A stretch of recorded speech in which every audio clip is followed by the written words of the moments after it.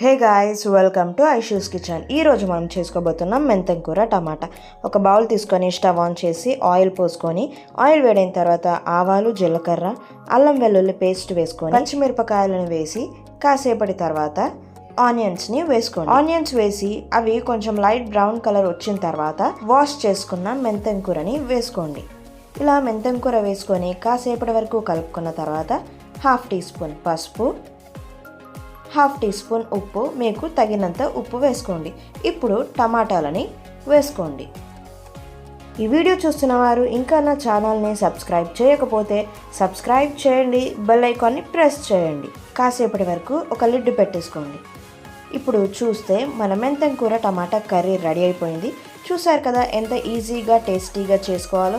ఈ వీడియో కనుక మీకు నచ్చినట్లయితే లైక్ చేయండి, షేర్ చేయండి, మీ ఫ్రెండ్స్ అండ్ ఫ్యామిలీ మెంబర్స్తో సబ్స్క్రైబ్ చేసుకోండి, బెల్ ఐకాన్ని క్లిక్ చేయండి.